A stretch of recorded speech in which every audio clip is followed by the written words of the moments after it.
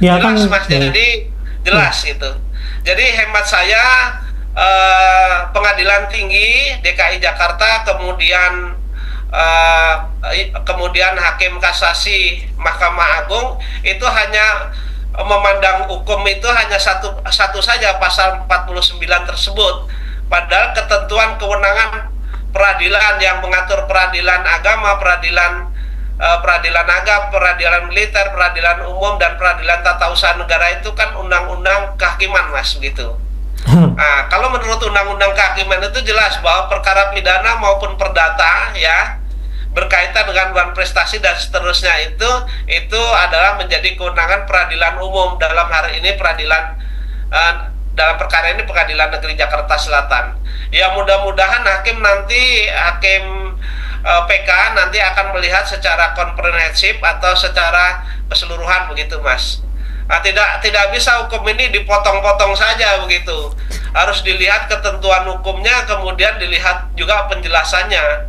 Kalau kita mengacu kepada penjelasan tersebut, jelas itu bukan kewenangan dari pengadilan agama begitu, Mas. Ya karena subjek hukum utamanya kan sebenarnya PT Adipatner Perkasa kan, subjek hukum utamanya karena dia yang terima uangnya. Dan itu kan otomatis perusahaan itu kan secara kalau misalkan itu terdaftar di Kemenkumham, itu kan udah jelas bukan perusahaan syariah di sana. Betul, iya. Walaupun betul, itu ya, walaupun ya Pak ya. Saya mau tanya ini sedikit ya. Apakah Yusuf Mansur dan kawan-kawan itu menunjukkan surat izin usaha pertambangannya atau tidak pada saat pembuktian itu? Pada saat pembuktian tidak. Yusuf Mansur dan kawan-kawan tidak menunjukkan izin pertambangannya sama sekali. Hanya yang ditunjukkan mereka hanya company profile saja. Company profile tersebut jelas di sana bahwa direkturnya cuma satu, kemudian komisarisnya juga cuma satu, dan itu sifatnya sebagaimana sebagaimana perusahaan perusahaan yang bergerak di bidang umum lah begitu, atau ya. Nah, sedangkan ini Pak, saya kan punya catatan tentang hukumnya itu ya. Jadi surat izin pertambangannya itu kan bodong ya Pak, yang punya Adipatner Perkasa, dan itu udah dibuktikan dan dia sampai masuk penjara gitu. Apa karena sebab itu dia nggak berani menunjukkan surat izin pertambangannya atau bagaimana? Betul. Sama sekali Mas, sama sekali baik itu tergugat 3 Yusuf Mansur dan kawan-kawan, kemudian tergugat 4 BMT Darussalam, itu tidak bisa menunjukkan satu alat bukti pun bahwa PT Adipatner Perkasa tergugat 1 itu sebagai suatu perusahaan yang bergerak di bidang tambang atau batu bara. Sama sekali tidak, Mas. Apalagi menunjukkan itu perusahaan syariah, tidak, Mas. Hanya dalam kondisi profil itu jelas tergambar bahwa itu perusahaan konvensional begitu. Nah, jadi kan secara logika hukumnya ya Pak ya, perusahaan ini kan dinilai catat oleh Hakim secara logika hukum karena tidak dilengkapi dengan sesuatu yang seharusnya begitu, ya, Mas. Ya. Tidak dilengkapi dengan sesuatu yang melekat dalam usaha itu. Jadi kan secara otomatis perusahaan itu seharusnya memang diputus bersalah kalau logika hukumnya yang dipakai itu. Ya. Karena mereka tidak bisa menunjukkan, seharusnya diputus bersalah. Jadi sebenarnya putusan pengadilan negeri itu sudah benar menyatakan bahwa Yusuf Mansur dan kawan-kawan itu terbukti melakukan wan prestasi. Iya. Nah, cuman di kemudian hari kan saya punya alat bukti bahwa yang bertanda tangan untuk dan atas nama tergugat 4, dalam hal ini BMT Darussalam, itu sesuai dengan alat bukti ini bukanlah sebagai pengurus, artinya bukan sebagai ketua dan sekretaris. Sehingga kalau itu bukan sebagai ketua dan sekretaris yang bertanda tangan surat kuasa itu tidak sah, artinya kuasa hukumnya tidak berwenang mengadili. Makanya saya minta dibatalkan secara keseluruhan, kemudian Majelis Hakim PK atau Yuris PK itu nanti mengadili tersendiri begitu, Mas. Ya. Jadi sebenarnya kalau hakim sebenarnya kan pinter gitu ya. Cuma kita agak sulit menerima kondisi hukum di kita itu seperti ini gitu. Jadi agak sulit menerima, tapi ya emang kenyataannya seperti itu. Karena itu kita ini Indonesia, Mas. Ya, karena itu kita butuh sedikit Indonesia. Ya, sedikit artinya penekanan. kita sebenarnya sudah tidak kaget lah ya dengan putusan-putusan yang sedikit miring-miring begini itu sudah tidak kaget karena ini Indonesia, Mas. Mudah-mudahan dengan adanya peristiwa atau fakta hukum ini, mudah-mudahan saya bisa menunjukkan bahwa ketentuan hukumnya begini. Mudah-mudahan dari hakim PK nanti dapat hakim PK yang jujur, kemudian amanah, kemudian memutus sesuai dengan ketentuan hukum dan tidak dibelokkan ke sana kemari begitu.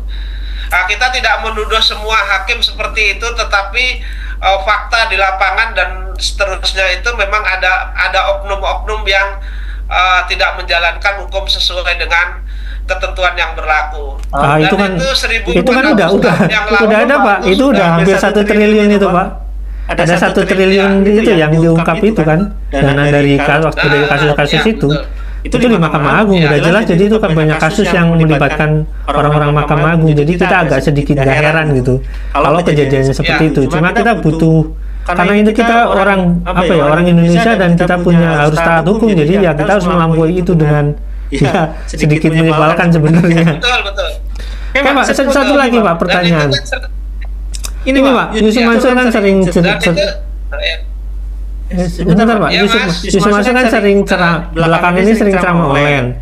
Itu menceritakan bahwasanya ibaratnya gini, orang-orang yang nagih ke dia itu digambarkan sebagai Fir'aun gitu, karena dia itu sebagai Musa kecil yang kalau misalkan bertawakal, kalau ditagih bersabar gitu ya Pak.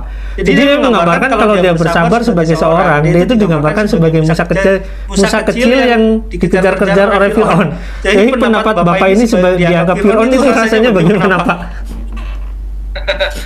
Ya, jadi tinggal kita balik saja pertanyaannya itu. Kalau orang menjolimin orang, terus kemudian kalau orang menjolimin orang, apakah itu Musa kecil kan begitu? Ya kan? Musa kecil atau Fir'aun kan begitu. Kalau kerjanya hanya menjolimin orang, bikin investasi, kemudian macet dan seterusnya, tidak ada penyelesaian, apakah itu Musa kecil, apakah Fir'aun? Kalau menurut pendapat saya, ketika sudah menyimpang dari ketentuan baik itu hukum positif Indonesia dan agama, itu menurut saya itulah yang Fir'aun, Mas, begitu. Kan ini apa ya? Dia itu kayak menggambarkan kalau dirinya itu kayak orang sabar gitu ya Pak ya. Ditagih sana sini. Tapi dia juga sering sombong bahwasanya dia bayar pajak sekian ratus miliar. Padahal kalau untuk bayar pajak ini kan sebenarnya gampang itu. Kalau dari pajak aja dia besar seperti itu. Iya. Kecil sekali ketika orang itu bertanggung jawab, kecil sekali. Karena kan sesuai dengan putusan pengadilan negeri itu tidak sampai 1,3 miliar, Mas. Iya. Ya kan? Ini kecil sekali berarti kan mereka melakukan upaya hukum kan yang akhirnya sampai dengan perkara ini, perjalanan perkara ini sampai dengan kasasi kemudian PK. Kemudian perkaranya Bu Ilis itu kan sudah diputus oleh pengadilan negeri, kemudian pengadilan tinggi itu juga menyatakan Yusuf Mansur dan kawan-kawan berprestasi. Itu kan mereka hanya disuruh bayar 4 miliar 75 juta. Artinya kecil lah bagi Yusuf Mansur ketika Yusuf Mansur sesumbar punya warung Stick and Shake, kemudian Bebek Slamet Group dan seterusnya, kemudian saham di sana, saham di sini tuh kecil, Mas. Cuman ini masalah niat atau itikat baik saja yang harus kita pertanyakan begitu, Mas. Ya kan dia mengakui asetnya triliunan, Pak ya. Asetnya triliunan, bayar pajak ratusan miliar per tahun gitu. Berarti kan penghasilannya otomatis kalau bayar pajaknya aja 100 miliar berarti penghasilannya kan sangat tinggi, Pak. Nah, kalau cuma bayar segitu kan ini proses peradilan ini kan sangat panjang dan itu pasti membutuhkan ongkos yang cukup banyak. Kalau misalkan Yusuf Mansur niat kan dia mau ketemu terus mau ngasih uangnya dengan mudah. Tapi kenapa dia memposisikan dirinya sebagai Musa gitu? Sementara yang nagih-nagih ini sebagai Fir'aun. Sebenarnya apa ya? Ini agak rancu gitu ya, Pak ya. Tapi ya memang memang Dajjal aja banyak pengikut ya, Pak. Dajjal aja banyak pengikutnya, apalagi bolak-balik ini. Artinya orang yang memperjuangkan haknya, yang pernah dizolimi dikatakan sebagai Fir'aun. Kemudian yang menzolimi orang, yang menerima investasi, kemudian tidak mengembalikan, menganggap dirinya sebagai Musa kecil. Ini kan dibolak-balik. Kan logika manusia yang masih waras kan nggak mungkin seperti itu, Mas. Ya karena kan dia melakukan apakah masih waras atau tidak, saya tidak tahu Mas gitu. Kan dia melakukan sindiran-sindiran di ya apa namanya kayak pengajian online dia gitulah, sindiran-sindiran seperti itu. Jadi kayak mengibaratkan ya sebenarnya orang-orang yang nagih ini termasuk investasi, mungkin ada patungan usaha ya, mungkin dianggap semuanya itu Fir'aun gitu. Jadi kayak melawan Musa gitu. Karena dia bernama Yusuf itu ya salah satunya mungkin ya dari terinspirasi dari sana gitu. Padahal ya Yusuf Nabi Yusuf kan nggak kayak gitu perilakunya gitu, nggak kayak Yusuf Mansur itu. Ya. Jadi artinya kalau beda kan, ini jelas mengambil hak orang lain dengan cara mereka membuat investasi atau bisnis, kemudian orang lain menyetorkan, dia yang menerima.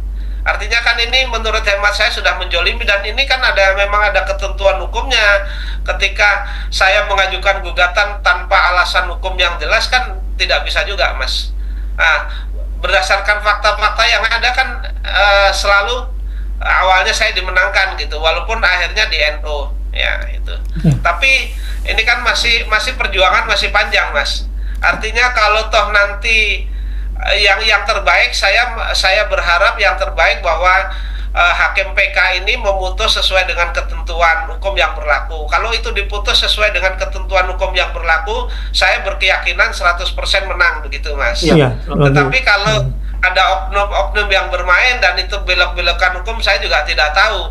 Tetapi ketika perkara itu nanti katakanlah yang terjelek itu di NO lagi, mereka mempunyai pendirian bahwa yang berwenang itu pengadilan agama, maka akan saya turuti dan akan saya ajukan gugatan dari awal lagi itu di pengadilan agama begitu Mas. Akan saya tunjukkan kepada hakim pengadilan agama, ini loh putusan pengadilan tinggi DKI Jakarta, ini loh putusan kasasi Mahkamah Agung yang diputus Yudek Yures kasasi Mahkamah Agung gitu. Kemudian akan saya tunjukkan juga, katakanlah nanti PK itu masih menguatkan, akan saya tunjukkan ini loh hasil dari putusan PK Yudek Yuris PK Mahkamah Agung kan begitu. Kita tinggal ngikutin itu saja, dan ini akan menjadi sejarah ketika nanti putusan-putusan ini saya kumpulkan lalu saya jadikan satu buku yang bisa dipelajari oleh semua umat manusia atau khususnya para insan-insan peradilan, kemudian juga menjadi kajian hukum bagi adik-adik kita mahasiswa begitu Mas. Iya, karena kalau keputusan ini agak rancu kan, kalau misalkan keputusan ini agak rancu dari apa yang kita pelajari Pak, ini bisa jadi jurisprudensi atau tidak masalahnya. Itu kan bisa jadi penelitian kayak tesis bahkan ya. Betul. Sebenarnya ini bisa menjadi skripsi, bisa menjadi tesis, bisa menjadi disertasi Mas. Iya, karena ini lebih detail. Kalau mungkin bisa disertasi, bisa detail, karena ini bisa detail banget Pak. Kalau sampai keputusannya ternyata seperti itu, terus harus mengubah lagi ke pengadilan agama, itu kan detail banget itu Pak, dan itu bisa disertasi lah. Mungkin begitu ya Pak ya. Ini cuma sekedar pertanyaan sedikit Pak. Pada saat pengerudukan itu kan Yusuf Mansur pergi ya, dan anaknya itu si Wirda itu dia itu bikin acara di Cirebon. Nah jadi sebenarnya pada saat pengerudukan itu orang tua maksudnya Yusuf Mansur dan anaknya memang tahu bagaimana dia mau menjauhi dari orang-orang yang ya ibaratnya yang mengejar mereka gitu. Kalau dianggap Fir'aun, kalau misalkan Bapak Jenny itu dan teman-teman dianggap Fir'aun, mungkin yang cocok buat mereka gitu. Apakah jadi gini, logika yang dibalik ini, apakah mereka itu memang benar-benar tidak akan berubah sebagai manusia yang zalim itu, atau mereka benar-benar akhirnya bisa tobat gitu ya Pak ya? Saya agak apa ya? Karena ini semacam demensia atau semacam penyakit psikologi. Menurut saya orang-orang ini nggak akan pernah bisa berubah Pak. Apakah Pak Jenny berpikir orang-orang ini akan berubah atau tidak? Karena saya tak yakin gitu Yusuf Mansur itu akan berubah gitu. Ya, jadi begini Mas, berkaitan dengan itu, kalau Yusuf Mansur 2 kali kami bahasa media itu digeruduk, tapi bahasa kami, karena kami juga jamaah masjid, itu bahasa kami adalah silaturahmi sebenarnya. Berkaitan dengan silaturahmi yang 2 kali ke rumah Yusuf Mansur itu jauh sebelumnya, saya ada alat buktinya bahwa saya sudah menyurati Yusuf Mansur itu mengajak bahwa perkara ini kita selesaikan secara persuasif. Kemudian justru Yusuf Mansur berkoar-koar di media, baik itu di TV maupun di YouTube dan seterusnya, itu mereka mengatakan bahwa mereka tidak terlibat dalam masalah bisnis batu bara ini. Lalu saya juga menulis surat, saya kirim kepada Yusuf Mansur agar dilakukan mubahalah kalau mereka tidak mengakui hal tersebut. Artinya itu cukup kita undang untuk mubahalah. Ternyata juga tidak datang, ya kan? Yeah. Nah, kemudian karena tidak datang, ya sudah kami saja yang silaturahmi ke sana, kan begitu. Nah, sebelum silaturahmi pun kami, karena itu jumlahnya orangnya banyak, kami beritahukan kepada Yusuf Mansur dan kami laporkan kepada aparat kepolisian setempat. Artinya memang ada kedatangan massa yang cukup banyak begitu. Dan itu pun lagi-lagi Yusuf Mansur kan menghindar. Jadi dalam hal ini menurut hemat saya, beberapa usaha yang saya lakukan, mengajak persuasif, kemudian mubahalah, kemudian mendatangi, itu kan sebenarnya ajakan persuasif. Dan Yusuf Mansur kenyataannya, faktanya kan tidak ada dan tidak maulah begitu.